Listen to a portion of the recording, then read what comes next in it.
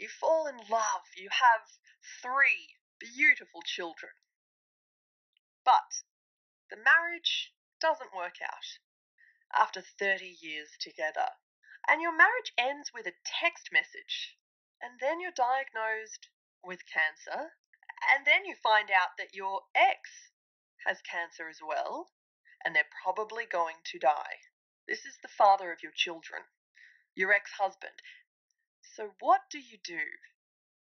Ros McMaster, this is a question that you can answer because this is your story. Good afternoon. Good afternoon, Kat.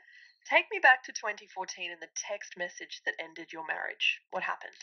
Around about 2012, I felt my husband pulling away. It hadn't been a happy marriage for most of the period leading up to 2012, but there was a noticeable shift at that point. And then 6 months before I received the text message from him, he had started just being mean to me. The very sound of my voice seemed to irritate him. So we went on for about 6 months until I finally demanded to know what's going on. And he sent me a text message to say, I'm just not in love with you anymore, which was kind of funny at the time because most of our marriage, I didn't really believe he was in love with me anyway.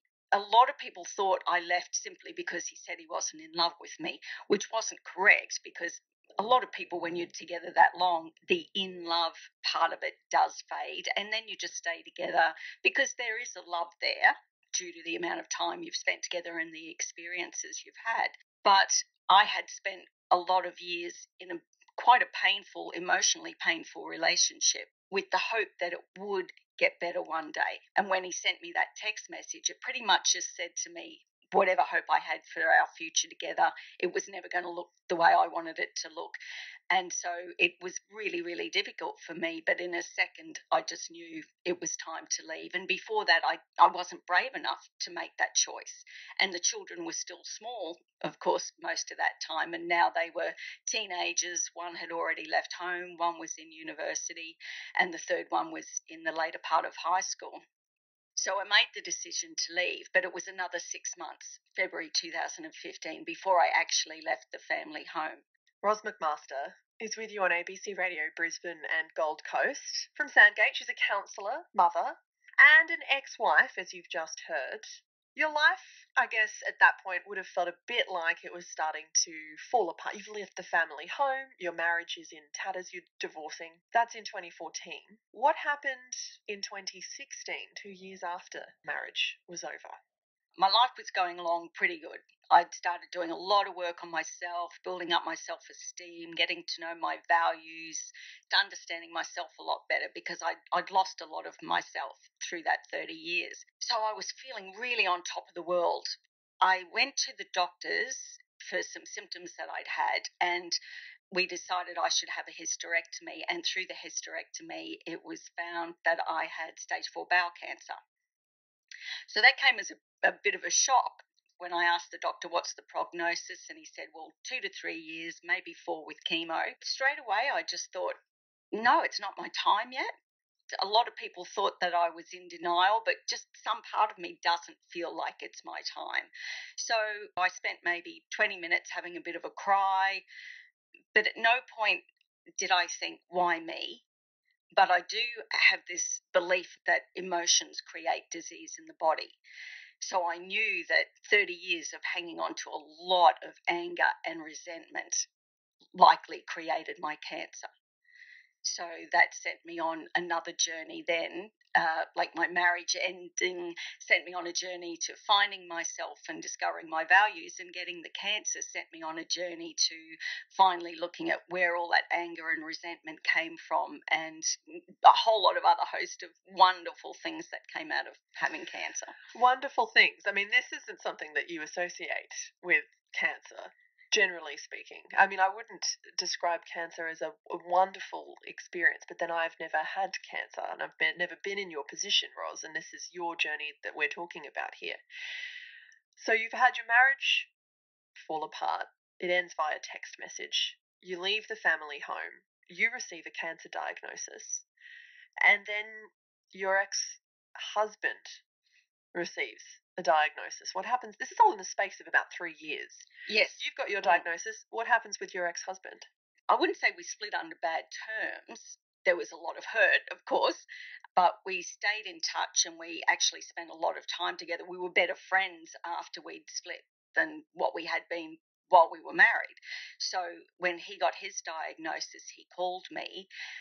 He was told if he didn't seek treatment immediately, he would only have 2 weeks to live. If he did seek treatment, he would still only have a couple of months to live. So it was never going to look good for him. The day after he started chemo, he got clots on his lungs.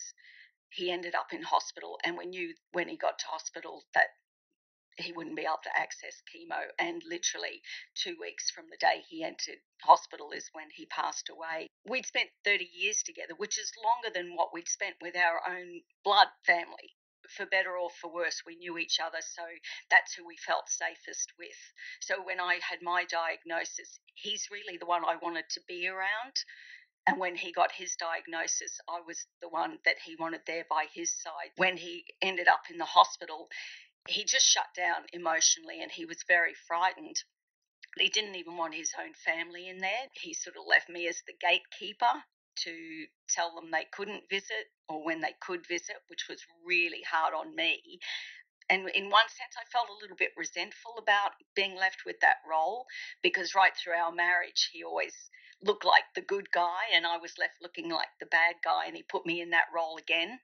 But of course I did it because he was dying and it just seemed like the right thing to do. Each day I went in and I just spent all day, every day with him until he passed. It was finally an opportunity too for me to say things that I hadn't said while we were married. It almost seems a little bit cruel to do that, but it's like sometimes in the movies you see a wife go to the grave of her husband who's passed and she throws stones and she abuses, and that's a little bit where I was coming from. I had a great deal of love for this man, even though I felt he'd hurt me. And I wanted to be there for him, but I still had a lot of anger. So it was after he died that I actually had to process all that anger and that forgiveness. How did you do that, Ros McMaster? A lot of writing. I actually have a blog site. So right from the time when we'd split up, I started a website where I wrote blogs, and writing for me is very healing. I went back into my past to my childhood to look at all the early influences that shaped my sense of me and my self-worth. This is because you trained as a psychologist. That's what you specialised in. But I was really good at telling other people how to do all this stuff, and I actually wasn't walking that myself. And so when all these things happened to me, the separation and my cancer and his cancer, I had to start walking the path that I'd been preaching to everybody else. And it's about really moving out of feeling like a victim and taking responsibility, because pain happens to everybody in life. Every day people have got things being thrown at them. I'm no different to anybody else. But suffering is a choice, and suffering's about believing you're a victim, believing you don't have any control over what's happening. So it's about just changing perspective. In helping him and getting over all the anger that I felt towards him, I had to understand his childhood and what drove him, and understand that his behavior towards me during our marriage, it wasn't about me. It was about him. And that's just how he was reacting.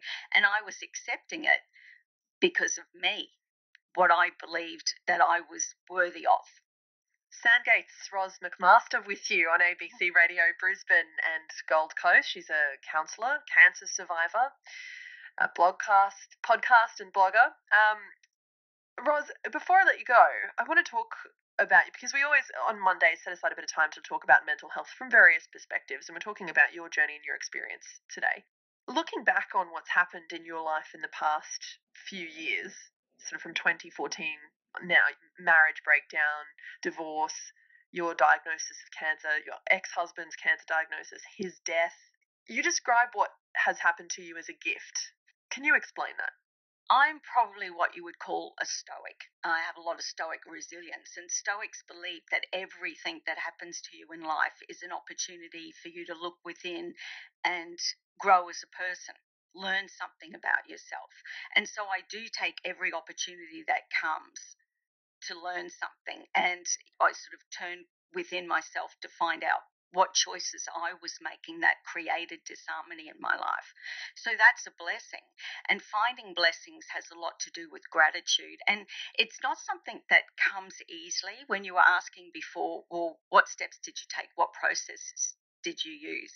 It's about becoming conscious about what's happening in your life and looking for the gifts. It won't come naturally. You have to go and look for it. Ros, it's been great to have your company this afternoon to hear a little bit about your life and how you've managed to find something positive and optimistic out of a situation that many people would find only pessimism and negativity. So thank you for bringing your smile and your story to the program. Ros McMaster, counsellor, cancer survivor, host of the Idle Conversations blog and podcast. So if you're interested in finding out a little bit more about Ros and her journey, just look for Idle Conversations alongside her name, Ros McMaster. You're on ABC Radio Brisbane and Gold Coast.